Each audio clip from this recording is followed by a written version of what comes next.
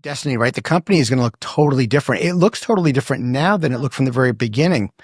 And with seven that are open, right, and you have two company owned, it's manageable right now. Like everything is, you're spinning a lot of plates, but it's okay. How many people are a part of your team right now? We have, let's see, we have a director of operations, of course, Eric and I. We have our sales team. We probably have what, Eric, 6 or 7 people that kind of help out with corporate right now. Yeah, I would say 6 full-time. Yeah. Maybe some part-time helps. That makes sense. Right now, you're kind of a man-on-man defense right now for every franchise opening. Yes. Soon you're going to drop back into a zone defense. You're going to have more franchise owners than they're going to be of you. I love that. And the game is going to change. And so, Eric, to your point about constantly evolving and changing, you're just going to look different as you go through the different life stages of a franchise. I like to relate it to, like, just as a human being, you go from this infant stage, which obviously you guys are no longer an infant. You're now in the toddler stage. And well, toddlers get into more trouble than infants, right? And so, you're going to continue to grow, and then we're going to go into the teenage stage, and things are going to start growing even faster, and teenagers go faster and take more risk. And, that's where you'll be putting more systems and processes in, and it'll constantly evolve. From the touchy-feely side of things, though, Destiny, what do you think makes your concept different in a cluttered coffee industry? Oh yeah. The industry is definitely saturated. And I mean, you could think of the top handful of big box brands that are pretty dominant in this market. I don't even have to name them, but I want you to take a second to think about, how do you feel, or like, why do you go to that coffee shop? Convenience, is the top of my mind, probably. They're at every corner. They usually have a drive-through. It's not really because that brand represents your values or who you are. You don't really feel good. I mean, you get the coffee, yeah, but you don't feel good. There's not something deeper than just the taste of the coffee. It's just quick and convenience. And I think we came and we kind of disrupted the industry with not only our way to deploy our mobile marketing plan. A lot of those big box stores don't have a mobile concept to deploy into communities.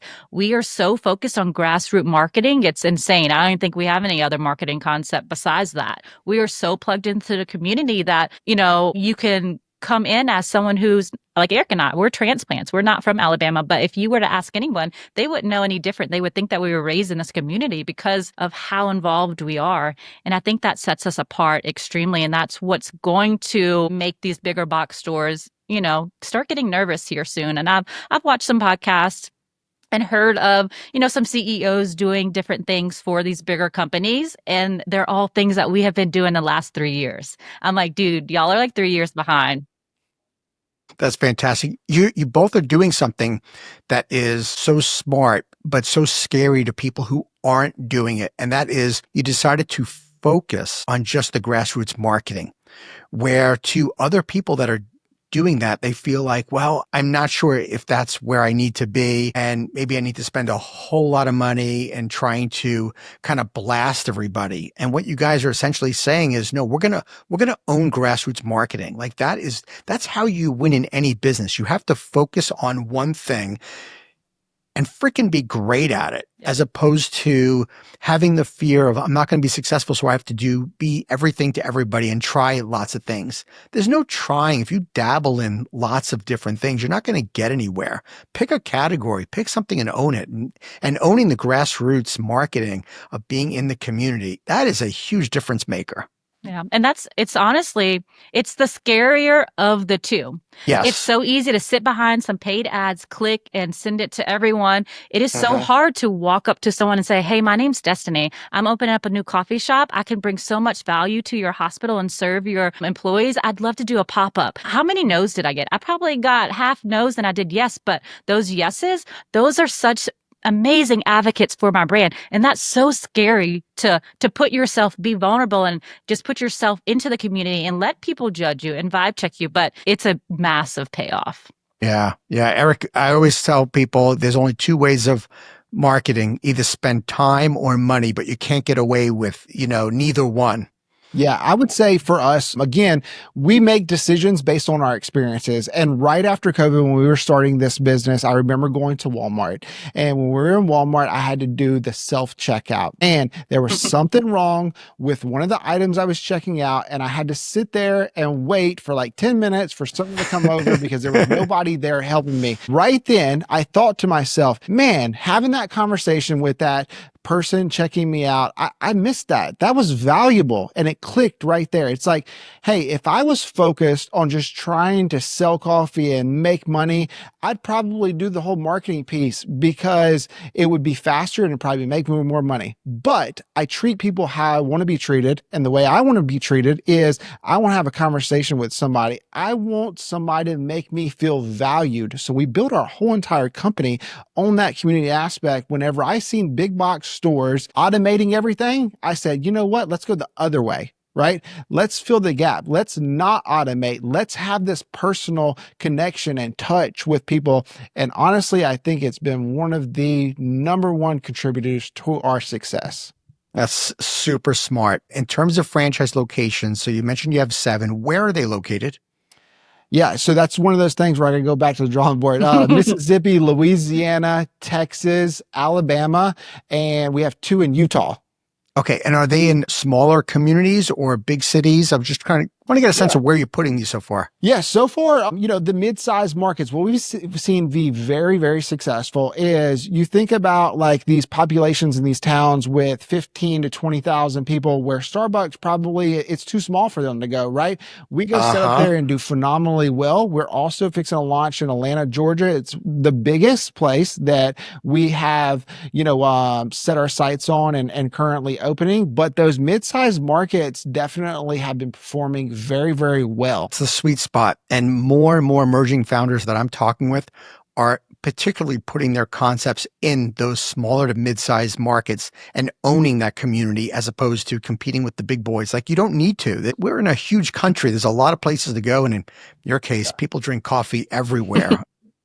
Destiny, are there some certain markets though you're really excited you want to get into? Yeah, so our end goal is somewhere as close to the water, the beach. That's where we'll end up retiring, we say. And so we've been already just kind of getting brand awareness down there, making sure that we're involved in some of the events and things like that. Not really serving coffee, but just getting our brand out there and people letting us, vibe check us. And so I'd love to have more in Florida. That's kind of my ideal location. We always say that we selfishly just open Grit Grinds everywhere we want a vacation. So when when my son graduates, we're going to get in a van and we're going to go check on our locations and just drive throughout the U.S. And so, Atlanta's going to be a fun one. We love Utah, St. George over there, Hurricane. It's really close to Zion. That's always an amazing work trip. Santa Fe, Texas. We love our crew over there. So the trend's already there. We have one in our hometown, so we could go home. And so it's all places that we generally enjoy, probably being outside. I would say though, instead of like areas, we're really focused on trying to find those people. You know what I mean? Like it's the Utah place, right? The Utah is out of my buy box, right? It's out of my territory zone that I was focused on, but we have Utah because of the people in Utah. So it's more focused on the people and then we'll put the grit and grind wherever the people are. Sure. That's the right way to go about it. Since you have 7 franchises, but you're in 5 states, I'm wondering, where did you find these people since they're spread out all over the place? Yeah, so that original one, they knew us from social media from our hometown. And that, like I said, they reached out. So that one came from there. And then everything has been organic. That's what's crazy about it. So this one person that knew them, that had a conversation with them, reached out to us. And it's kind of happened exactly like that. Our Utah people, we're a part of a business mastermind. We were in there and that's how we kind of got plugged in with them. But I'm telling you, everything up until this point has been word of mouth. We do a really good job on social media about putting our brand story. Of course, that's the brand and marketer in me. It was going to come out sooner or later, but that's how Jordan found us. We shared every bit of our story, the good, the bad, the crying because we were supposed to do an event Friday and the health department said no. Like we were just super transparent and we were real relatable, I guess. And people are like, I see what you're doing and it's bigger than just coffee. I want to be a part of this. Like, there's something different about you. And Jordan's the same way. Our first licensee or franchisee, and then Trey, our second, seeing what she was doing, was like, man, there's something different about this. And both had completely other careers that they've worked their entire life on creating. One was she has a doctorate, she's a teacher. Trey was full-blown law enforcement, and both of them, the coolest thing is helping someone write their 2-week notice to like their lifelong it's the coolest thing. But yeah, that is, you're changing people's lives. 100%. I even, we talk about how much we partner with people because of who they are, but also you think about it. I didn't get into coffee because of coffee. I got into coffee because it was a financially smart investment to be in. And so whenever you can really, it's all about collaboration. Like when you have both of those things, when you have a purpose-filled business model, it is financially profitable. It's like, what better? Thank you for tuning into the Emerging Franchise Brands podcast. For additional insights, guest applications, and to stay connected, visit us at efbpodcast.com. The Emerging Franchise Brands podcast is for entertainment purposes only, and the views expressed do not necessarily represent those of Emerging Franchise Brands, its host Frank Fiume, or Emerging Franchise Group LLC. Any discussed franchise or investment opportunity requires thorough investigation, obtaining proper disclosure documents, and expert consultation before making any investment decisions.